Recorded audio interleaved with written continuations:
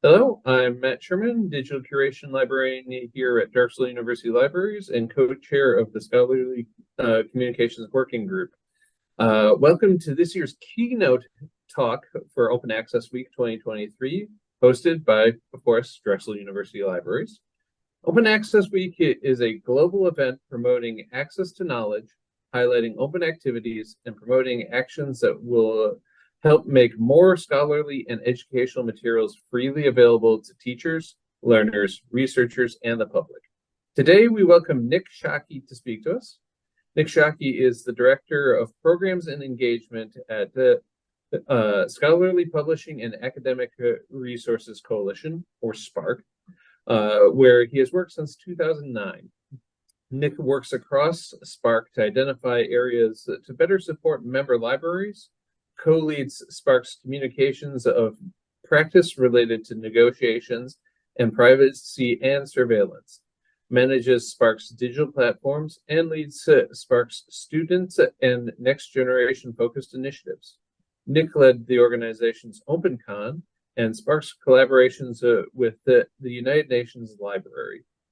Nick also contributes to SPARC's policy advocacy and landscape analysis work, including authoring SPARC's statements opposing Clarovit's acquisition of ProQuest, Elsevier's acquisition of Interfolio, and commercial surveillance practices by academic vendors. Nick's presentation today is entitled Open Research Policies, Publisher Platforms, and the Future of Scholarship. Nick Shockey will speak to us for about 50 to 60 minutes, followed by a few minutes for questions.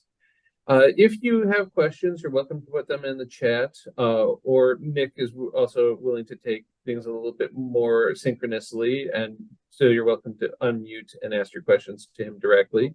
For Q&A following afterwards, myself and Stacy Stanislaw will help manage any questions that come through the chat for that. So without further introduction, Nick Shockey. Thanks so much, Matt. It's great to be with you all virtually for Open Access Week. I definitely miss the days that these were more in person. I think it's more fun for everybody, but good to see folks on. And if folks wouldn't mind, would love to see sort of who else is here, and sort of whether you're in the library, what department you're from. If you're in faculty, would love to learn a little bit more about who's in the room, and we'll try to tailor the discussion a bit accordingly.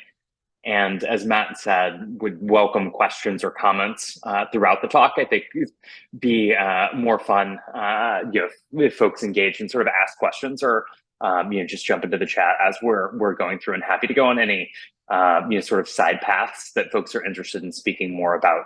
But also look forward to having some time for Q&A and discussion afterwards. So first of all, let me get my screen shared before I forget, and only look at my slides myself, which will not be terribly helpful. There we go. And all right, Matt, are those coming through clearly on your end? Looks good. Perfect. Great. So as Matt said, I'll be doing sort of a multi-stop tour through some of the more pressing sort of topics in the transition to open research platforms. And again, first of all, want to wish everybody a happy Open Access Week. I think this is the 16th International Open Access Week.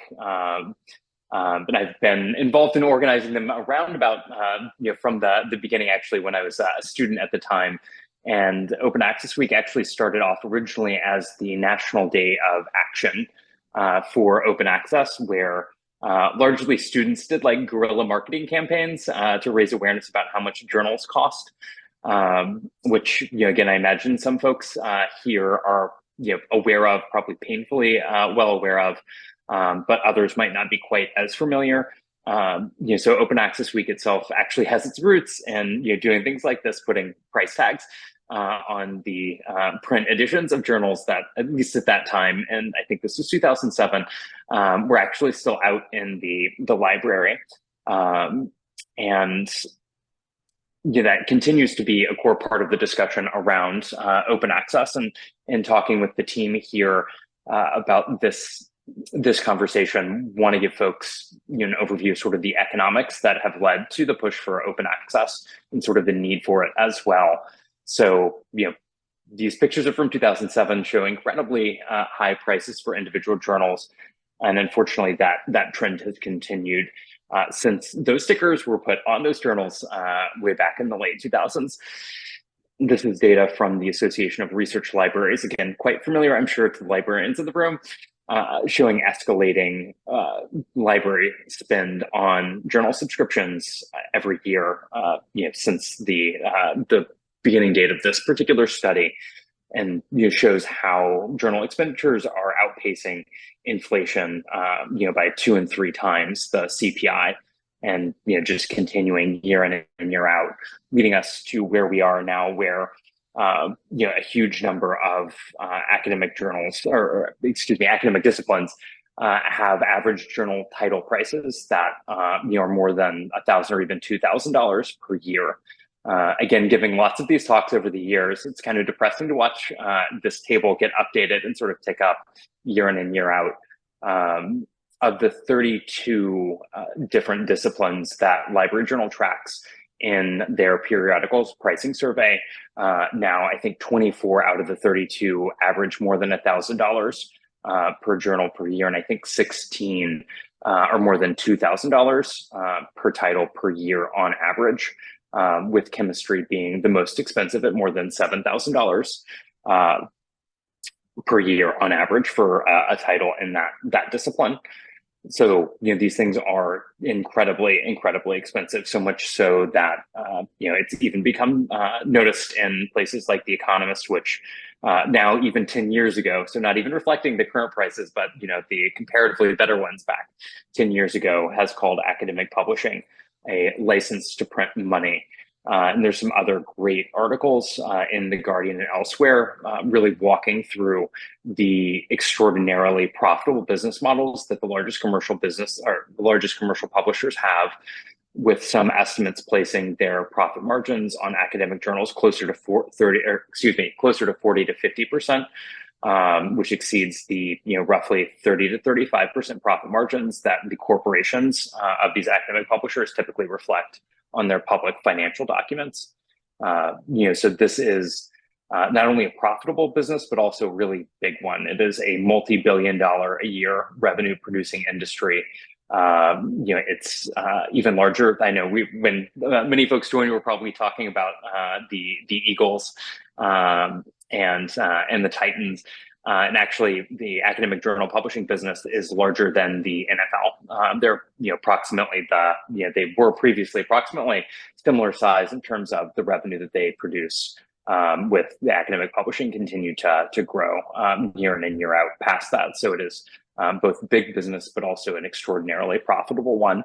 And it's not that difficult to see why that's the case. Again, this is a dynamic that I'm sure probably everybody that's on this call is familiar with. And this is a graphic from PhD Comics depicting sort of the academic publishing life cycle, where faculty produce articles without compensation, voluntarily perform peer review without compensation for the most part, often serve on editorial boards for nominal fees or no compensation at all.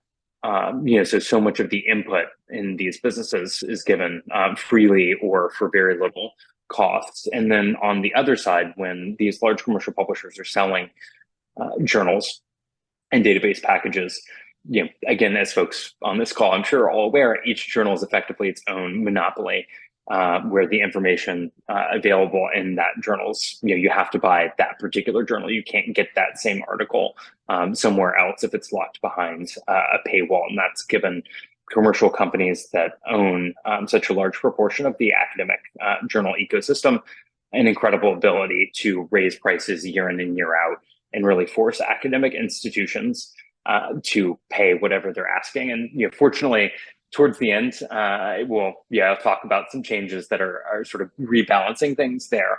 But that's really sort of the underlying dynamic that has led to these price increases 2 to 3 times above inflation year in and year out for many decades now.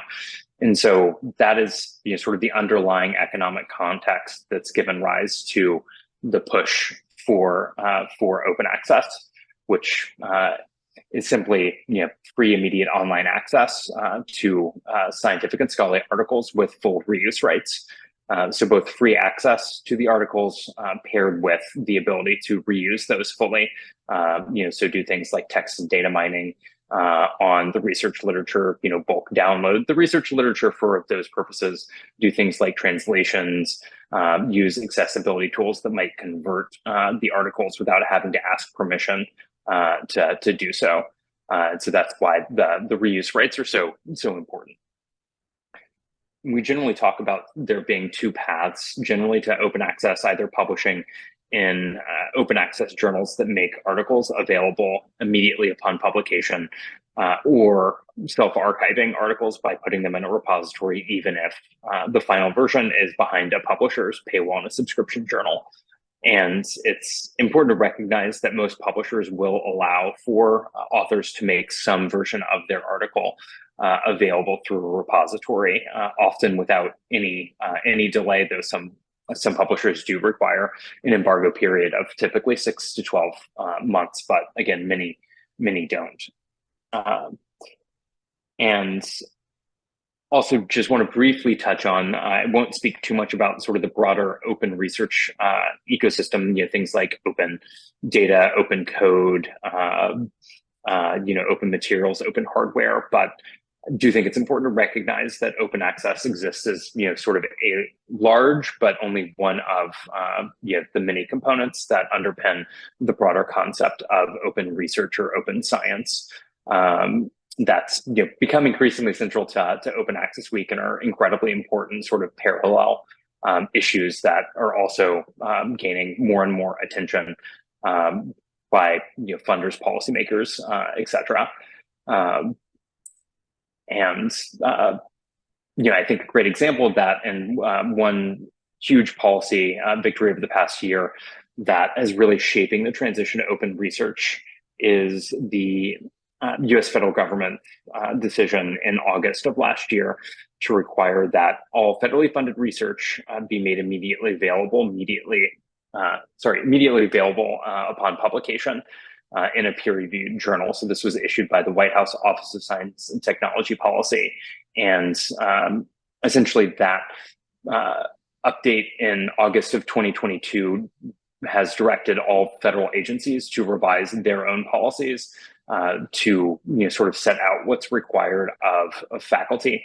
That process is currently underway, and the White House has put a deadline of the end of 2025 for that process, though we might see some federal agency policies come online before then. It's not, it's the sort of hard deadline. But if agencies get their policies in earlier, they may go into effect before that deadline. I won't say too much about sort of how those agency policies are shaping up because it's very much a work in progress. If folks have specific questions, happy to get into that in the Q&A. The largest federal agencies that were covered by the previous U.S. policy that sort of had a similar requirement but allowed for a 12-month delay.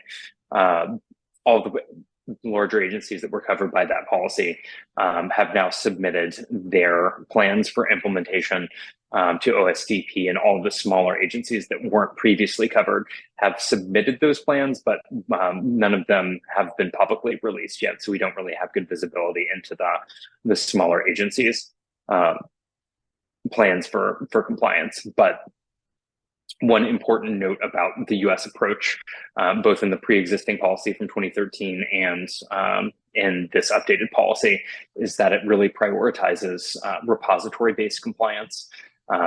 And so, strongly encourages researchers to use repository-based compliance options.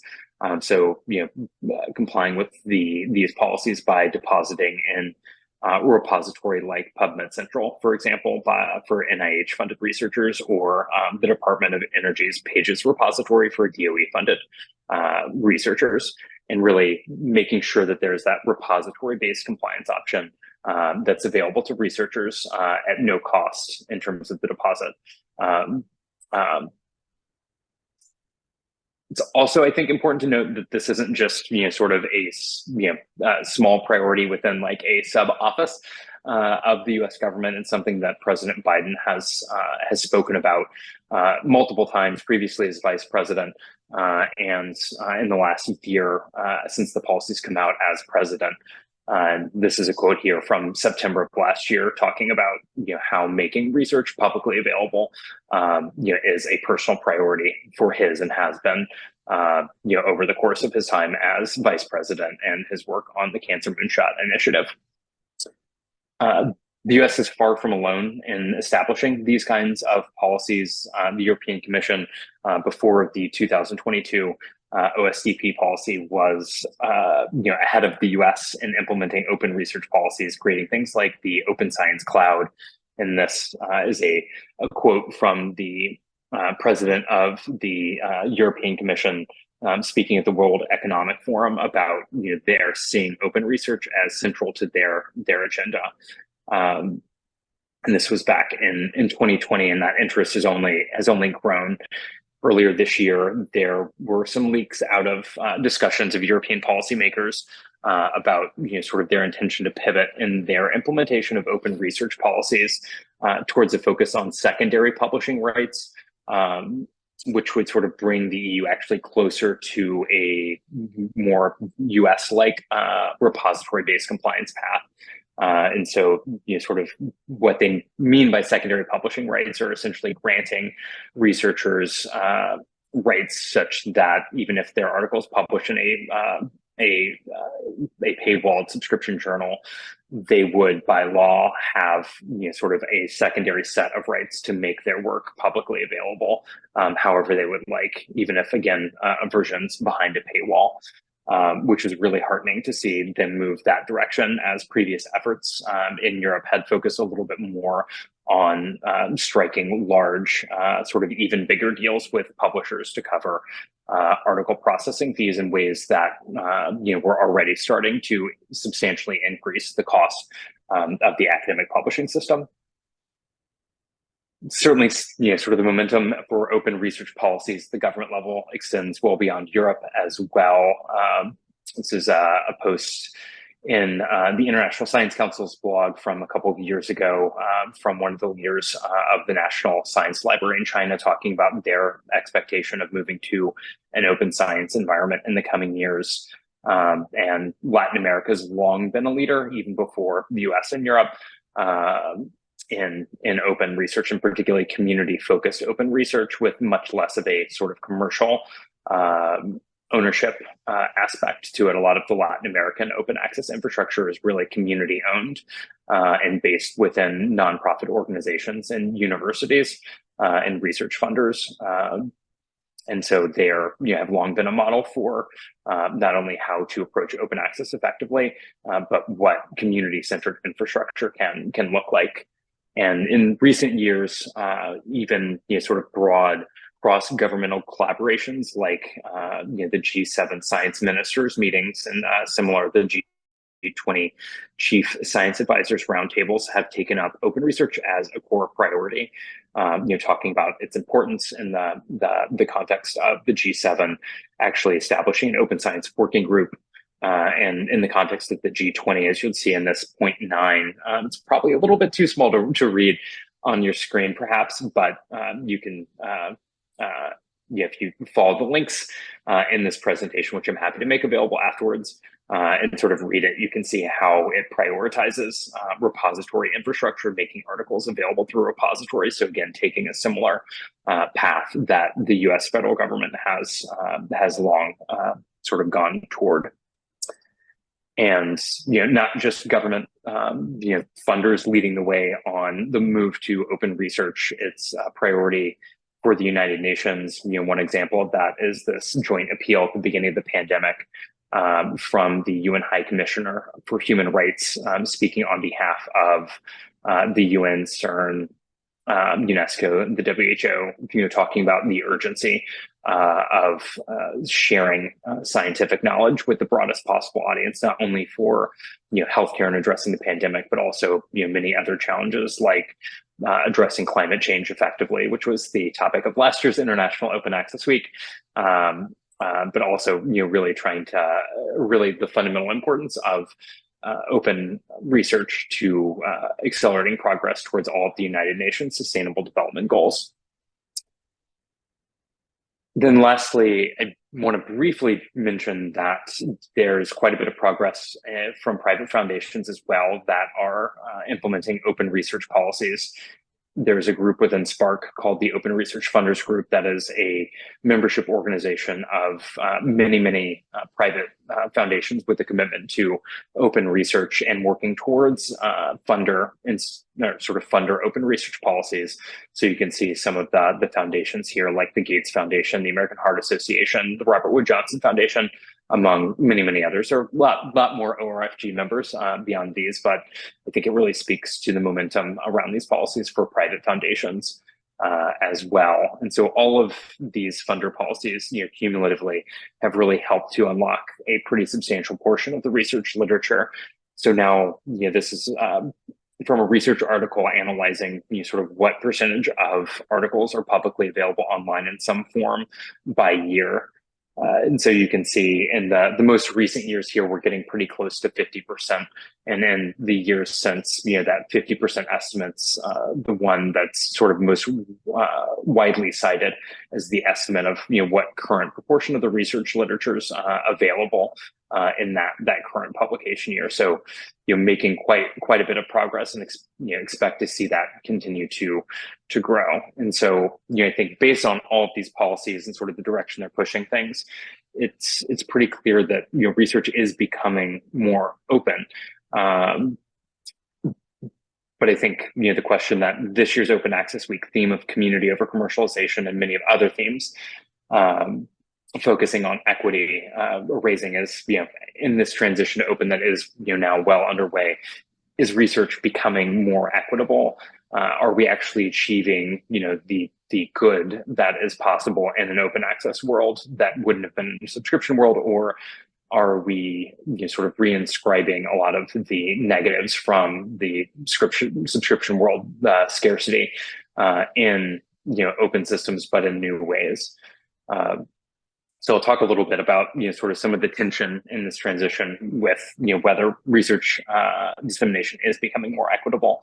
And I think to start here where we start the beginning of the presentation, the prices for subscriptions continue to be at all-time highs. So while we're still while we're seeing more and more of the research literature become publicly available in some form, that hasn't led to a reduction in subscription prices yet. So there's still high paywalls for folks that don't have subscriptions for articles that aren't publicly available in a repository or in an open access journal. So the cost of subscription certainly continues to be a challenge for honestly most people that are trying to get access to the research literature who aren't based at institutions that have the kind of wealth that you need in order to pay for these journal titles. Another trend that we've been closely following, really since the beginning of the open access movement, and is no doubt on the top of mind for quite a few folks that are on the session today, is the cost of article processing charges that some open access journals, particularly commercial open access journals, charge authors to make their work available. And this has always been a deep concern of Spark's, of not wanting to replace, sort of insurmountable subscription paywalls with insurmountable paywalls for authors to publish in publications. And as this data shows from the early days of sort of the establishment of article processing charges, this looks very similar to the graph that I showed you in the beginning about library spend on academic journals. Article processing charges have on average been going up and up and up each year since they began, with this article here that's sort of analyzing that growth, actually using the term hyperinflation. I think that's quite apt, especially if you look at how these charges have grown in costs since the end of this data set in 2018. A couple of years ago, after long holding out, Nature finally, for the first time, allowed articles to be made openly available by paying article processing charges. And when they made that announcement, the price point associated with making your article in Nature publicly, or rather openly available, was about just shy of $12,000 US. I think around $11,600 for one article to be made openly available, which is just an incredible number. If you go back to this graph, it sort of breaks the graph. If you actually sort of plot out what that looks like, this graph's in euros. This is what the Nature APC looks like compared to that. And so I think this growth of APCs and these astronomically high article processing charges, particularly in the highest profile journals, is a huge concern, and something that libraries, researchers should be paying close attention to and putting productive pressure on publishers to counteract. And again, towards the end of the presentation, I'll talk a little bit about efforts towards that end. But I think important to recognize that these exceptionally high article processing charges really replicate those same kinds of inequities that subscription paywalls do, but just in different ways. And another thing that we've seen in the last month is that some commercially minded publishers are inventing entirely new types of author side fees. So some folks, particularly if you're in chemistry or in the library, perhaps may have heard about the American Chemical Society's newest type of fee called the article development charge.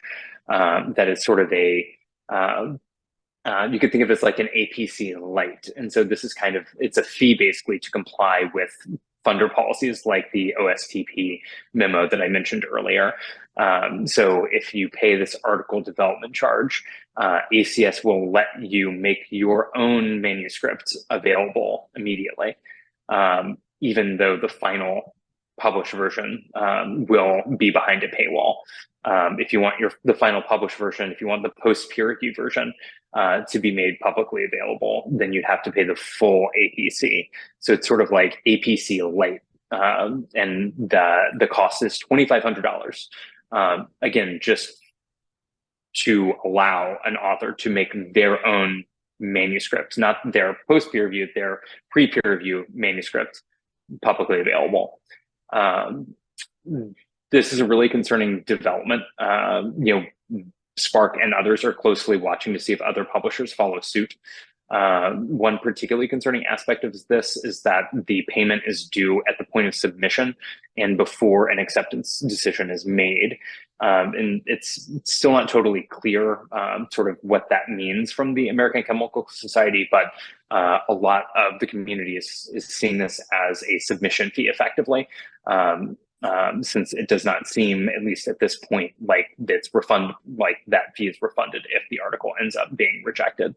And so, I think this is an important example of, the kinds of ways that research can be made available, but in ways that are inequitable and sort of replicate the inequities from the subscription-based system. Briefly want to touch on another sort of set of indicators about sort of how we're doing and sort of transitioning systems of research communication that are more equitable. One aspect of that is bibliodiversity and the sort of language representation in academic journals. A number of years ago, a researcher named Barbara Lopez, as part of Open Access Week, did a study looking at representation on different disciplinary editorial boards, showing that, at least in disciplines like environmental biology, marketing, geography, more than 50% came from the US or the UK, which is extremely concerning and shows, the amount of sort of room for improvement there is still in making these editorial boards more representative of the global research community. And on the monograph side of things, there's a similar story to be told around representation in books and in open book publishing. So this is a graph charting the sort of prevalence of titles in different by different languages, again showing a very high overrepresentation of English, and then trailing off pretty substantially after that, showing sort of the need for further investment in making monographs openly available and particularly available in other languages.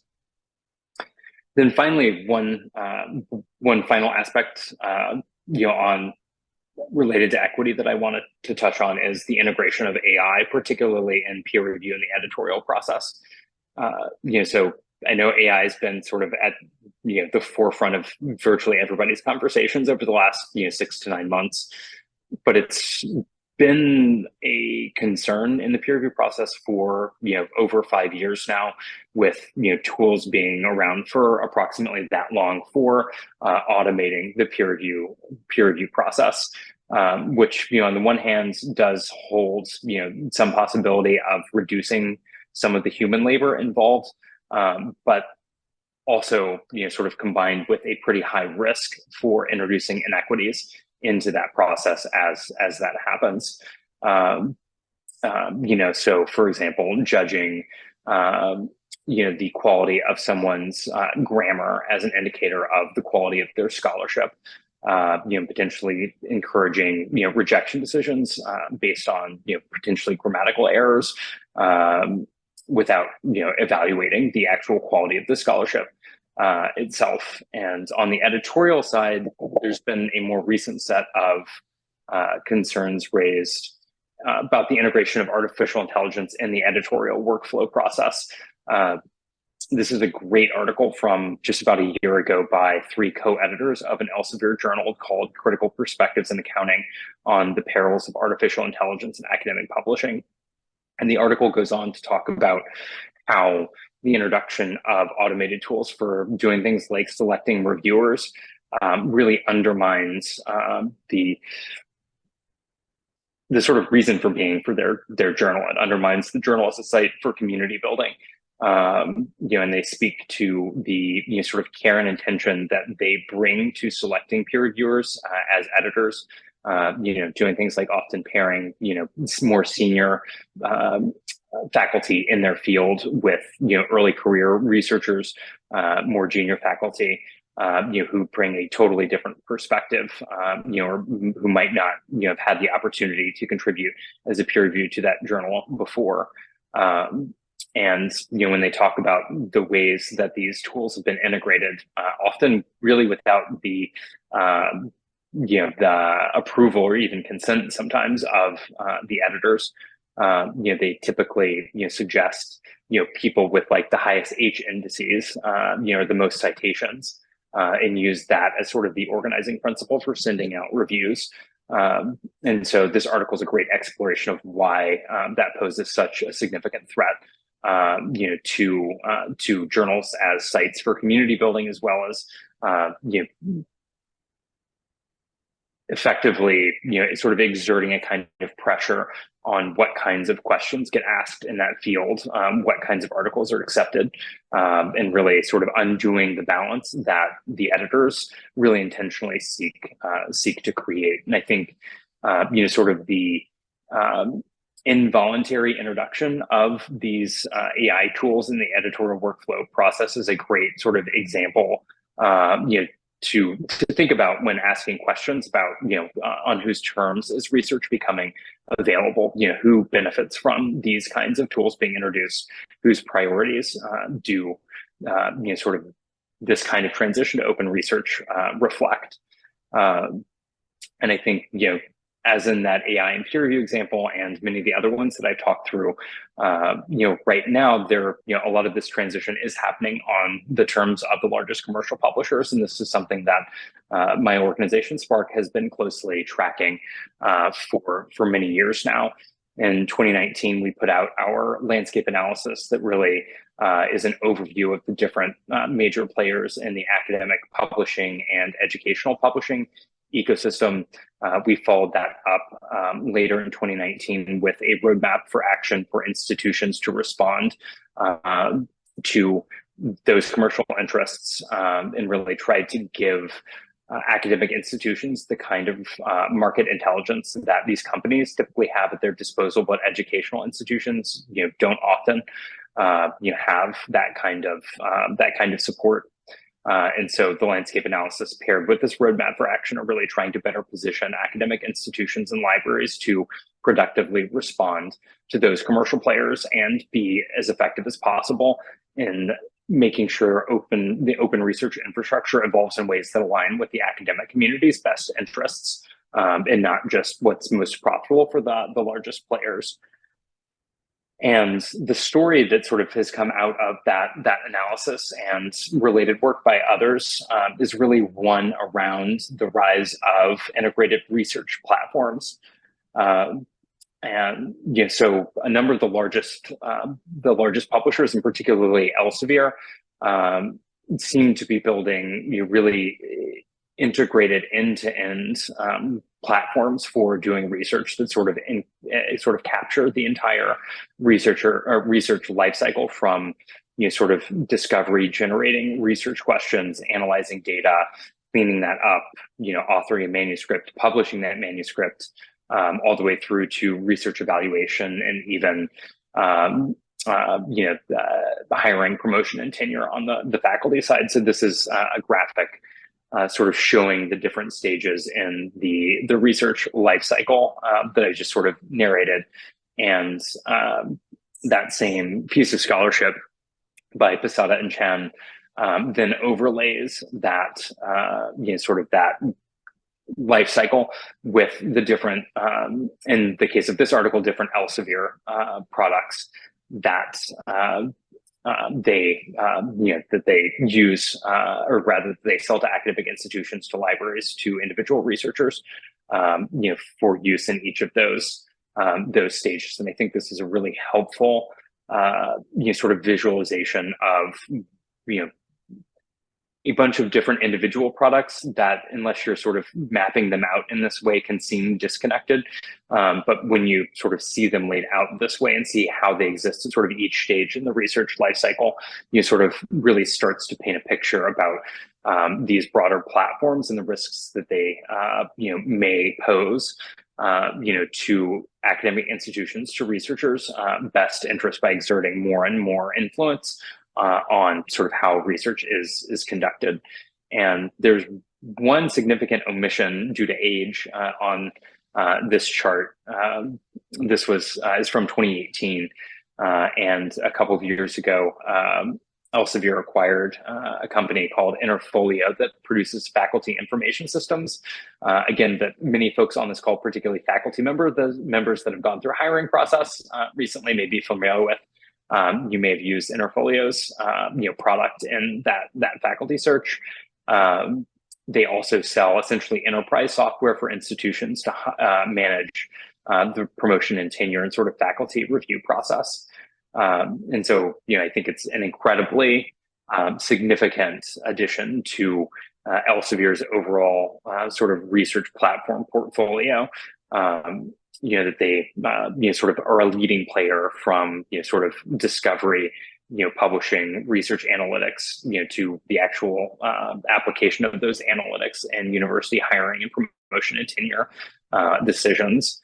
And again, particularly with that Interfolio acquisition, it really lays bare the direct conflict of interest, that these platforms pose by positioning one single company as both, the largest producer of academic content, and then with their research analytics and Interfolio lines of business, also one of the largest providers of analytics tools to judge those publications.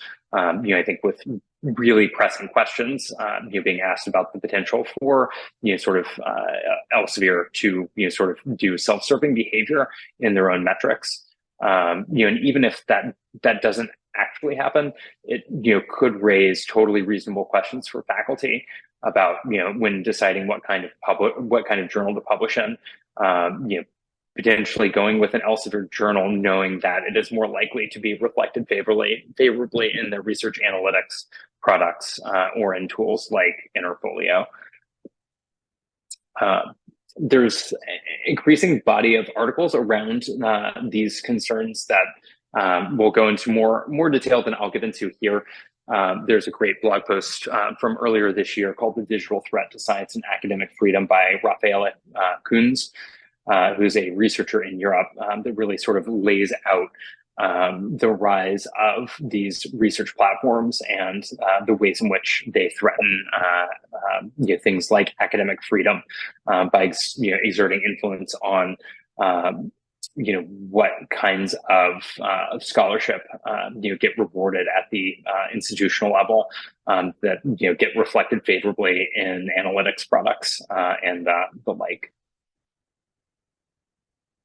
This is also an area of concern for sort of global research organizations like the International Science Council, that is sort of like the international overarching body of sort of national science organizations, who, as you can read here in the bolded part of this quote, raising pressing concerns about these platforms and the need for more fulsome antitrust regulation, as these platforms threaten to further reduce already sort of reduced competition among academic publishers. And again, on this question of academic freedom, the German Research Foundation put out a really powerful white paper a couple of years ago, raising alarm over the rise of these research platforms, in particular the negative effect that they could have on academic freedom and informational self-determination. Again, calling attention to sort of the potentially subtle but significant influence that these analytics products can have on what research questions get asked and what research questions get rewarded through promotion, tenure, funding decisions, and the like. And then lastly, in that context of these research platforms, an increasing area of concern for my organization, Spark, is around the privacy risks that they pose. So these large commercial publishers are not only transitioning to become larger sort of research platforms, but they see themselves not really as publishers anymore. If you look at Elsevier, their website online, they actually don't refer to themselves as a publisher. They talk about themselves as a information analytics business. And Elsevier and other similar players like for example Thomson Reuters that produces Westlaw, have started talking to themselves not as publishers but more as tech companies.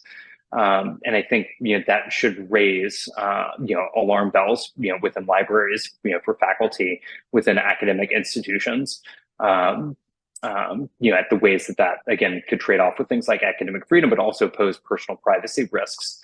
And so this has been an area of focus for Spark for a couple of years now. And actually, in the coming weeks, we're about to put out a report on Elsevier Science Direct product in particular, which isn't out yet, so I can't share those details. But I can share a little bit about sort of why we're particularly concerned about privacy, especially in the case of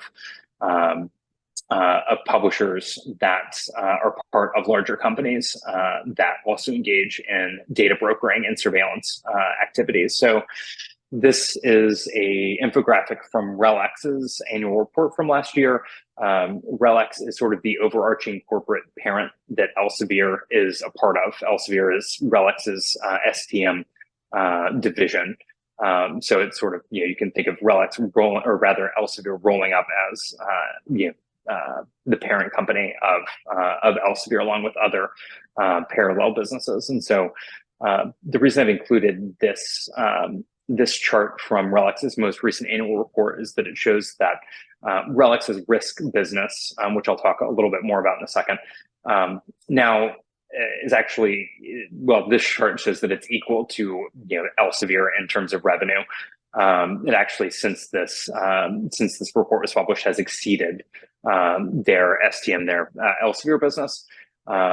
And this, sort of quote unquote risk business, what that actually means in sort of more concrete terms is that they sell huge databases of personal information and tools, analytics tools based on those databases of personal information to corporations, to insurance companies, to governments, to law enforcement agencies, and others to judge things like fraud risk, lending risk, and many other kinds of risk, but also on the law enforcement side to be used in investigations and surveillance of that law enforcement conducts, often in quite concerning ways. And there's a fantastic book that was just published in the last few weeks called The Hank Show that really talks through the rise of this portion of RELX's business that I don't have time to really get into in detail.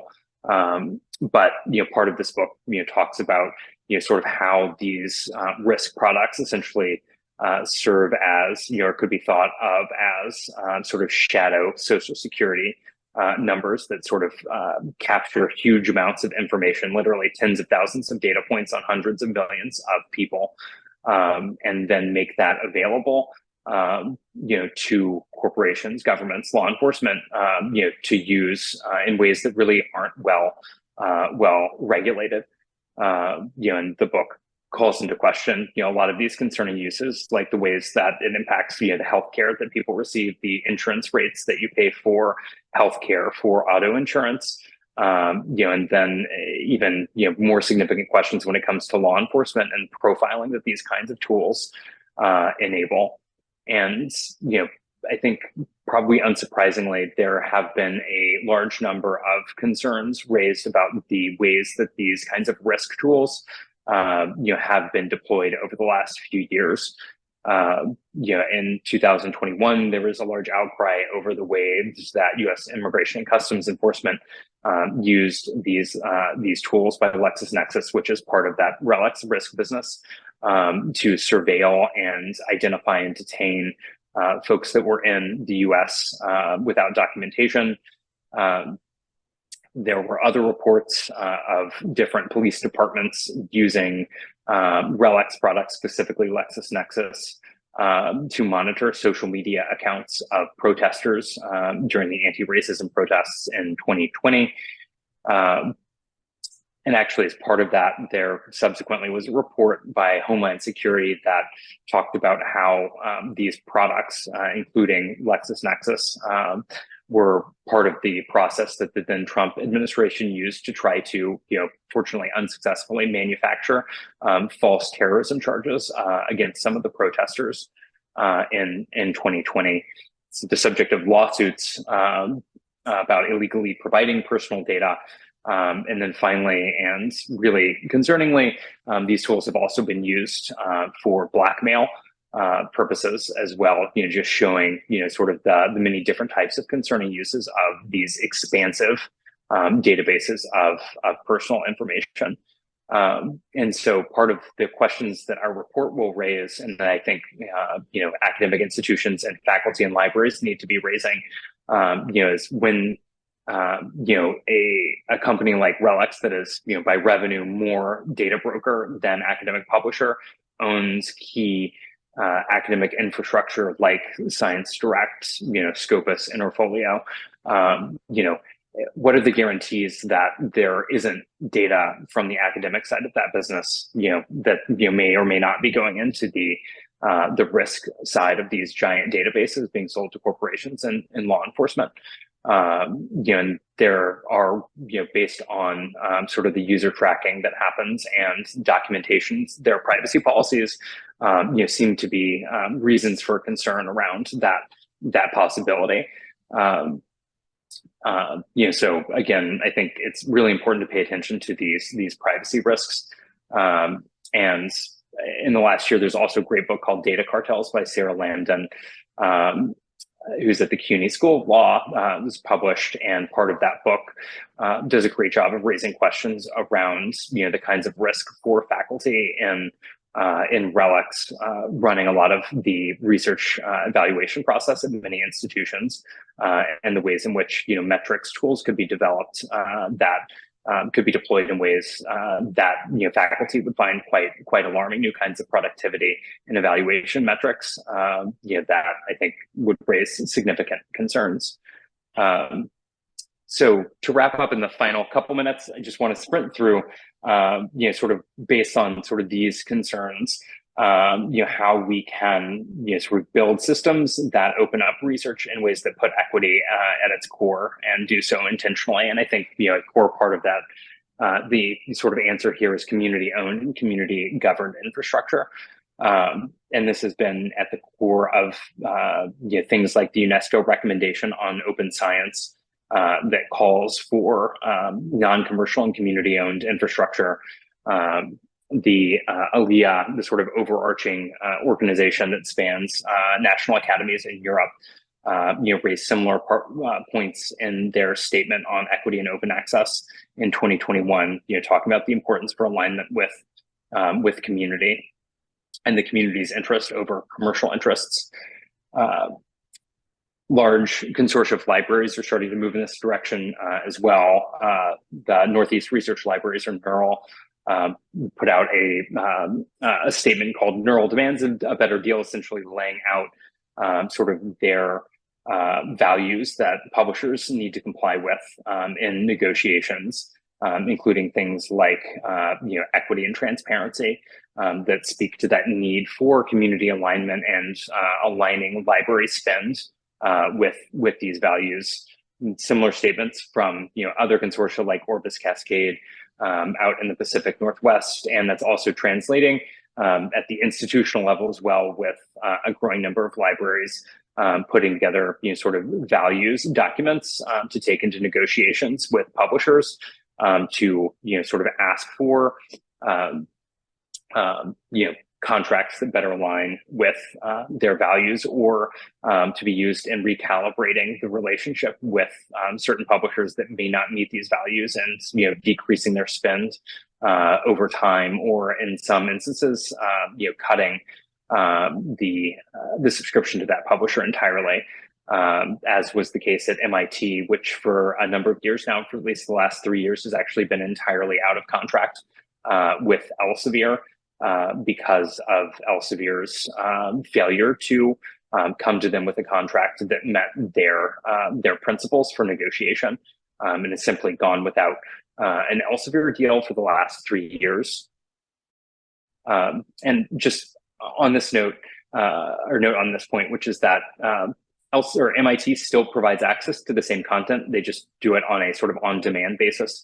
And MIT is now spending, something around $300,000-ish a year on content they were spending closer to $3 million a year for in their big deal packages. So, it's not that their campus is doing without Elsevier content; they're just getting it in a different way, and saving 80+% of their spend, while also sort of recalibrating their use of funds, so it's not supporting a commercial entity that is at such tension with their own values.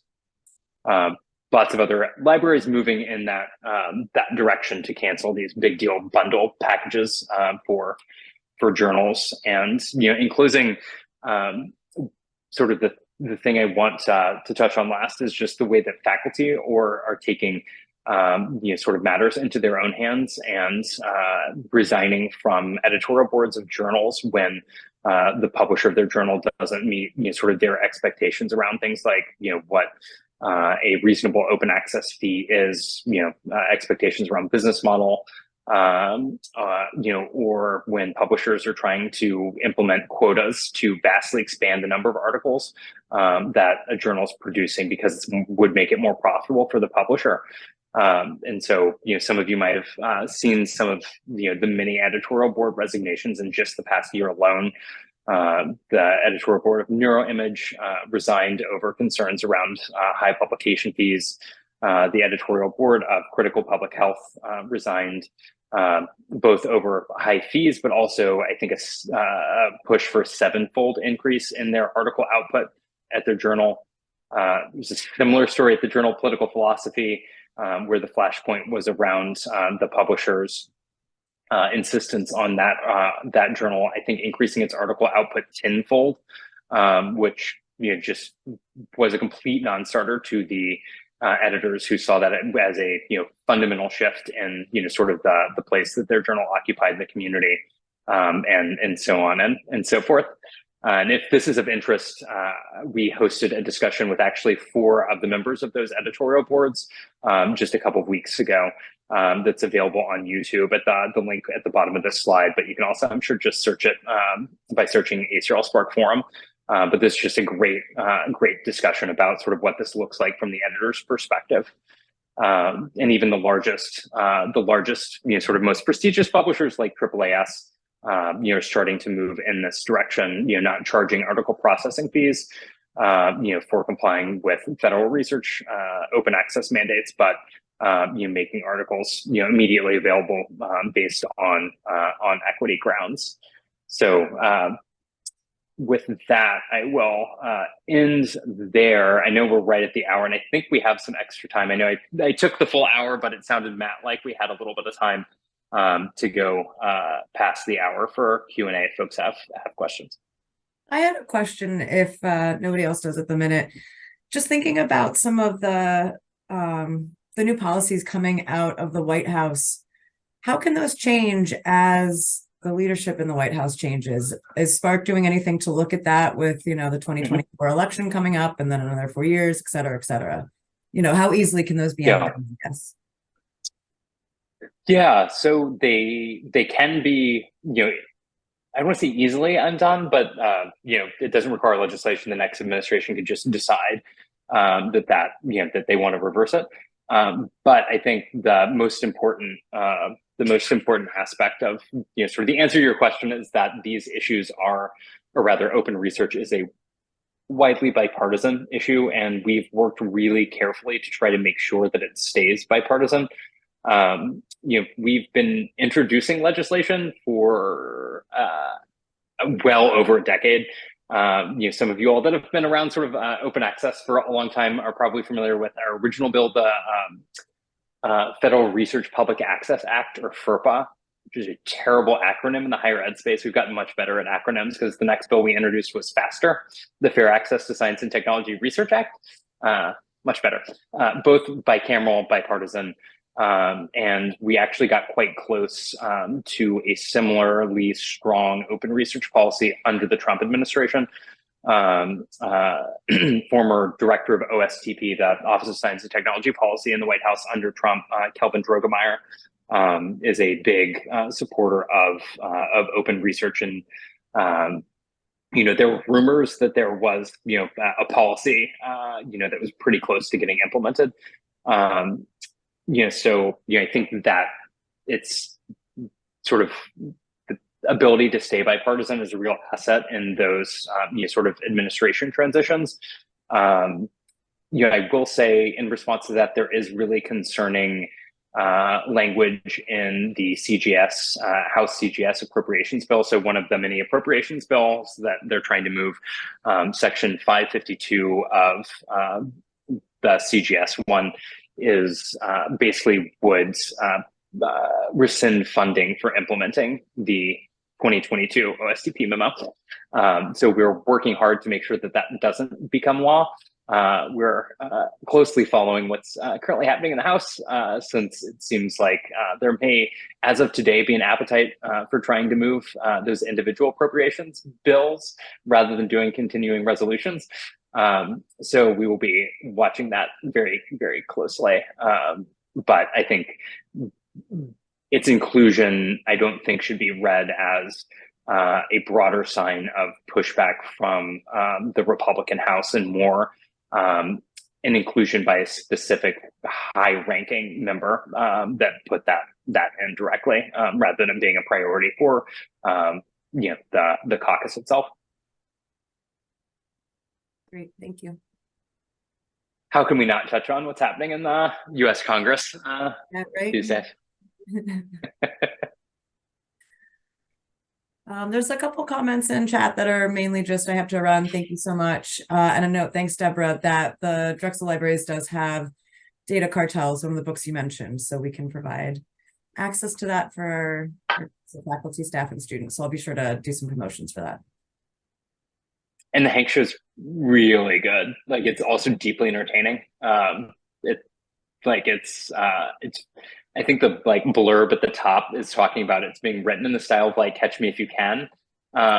And so it's very like it's character driven, and like it's built around Hank Asher's the father of modern data brokering and data fusion. He was originally a drug runner and then went into computing, and is the person that basically built modern data brokering that his companies in large part have ended up inside of Relics. It's pretty wild and very disturbing, but also really interesting and really entertaining. The audiobook's also great. Thanks, Deborah. We're going to take a look and try to get that when we put in our next order. So, Nick, curious then, what sort of advice or suggestions would you give us who are attending this meeting who want to help our colleagues in the other parts of the university to better understand and actually care more about all the various things you talked about? Because it's not uncommon where this might be somebody's in theoretical priority, but on the day-to-day, it just isn't that important. Yeah. So many ways to go at this question, but one of the most productive feels like, just so as you mentioned in my introduction, one of the fun aspects of my job at Spark is that I help to co-lead our negotiations community of practice. And as part of that, we have helped a number of institutions not only critically evaluate their spend on big deals, but also have a broader campus-wide conversation around the future of scholarship and the impact that sort of local decisions have on that trajectory, and sort of get, or rather, not get, but have that campus-wide conversation and get on the same page about what the institution's values are and what the campus would like to see, and sort of what the bright lines are for what the campus will and won't support, and then make decisions based off of that. And so there have been a number of institutions that have had that broader campus conversation. The end result has been things like faculty senate resolutions supporting the library making values-based collections decisions, and then the library putting that into practice, and cutting big deals with some of the vendors that don't sort of comply with those values. And again, that doesn't mean going without that content.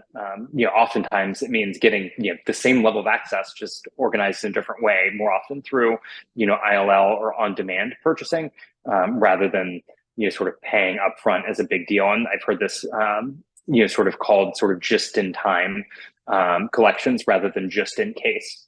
And so I think that's a really heartening model, that it's not just having these isolated conversations about, sort of these concerning aspects of like, did you know that Elsevier is part of a larger company that is more data broker than it is academic, infrastructure provider?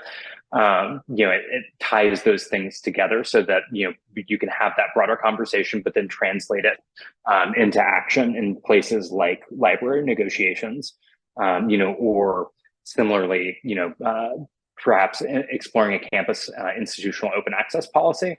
I'm not sure if Drexel has one, but again, with the U.S. federal requirements that are going to be coming online and stronger than they were previously, institutional campus open access policies can help with the compliance side by making sure that the institution has the rights that it needs to make articles produced by faculty that may be subject to those requirements publicly available. And then individual faculty decisions, can also flow from that, reconsidering using, different tools, where they submit, or if they're on the editorial boards, for a particular publisher where there are these concerns, reconsidering, whom they provide their work to for free. So And it's kind of a broad answer, but like I said, these broader campus conversations with sort of different modes of action coming out of them, I think are some of the most heartening developments that we've seen out of our negotiations community practice. And it's definitely a model that we have top of mind in our emerging privacy and surveillance work, with the real concerns that we have around not only privacy but the implications for academic freedom coming out of that. I think that sort of campus conversation flowing into collections and other decisions is a great sort of model for that work as well.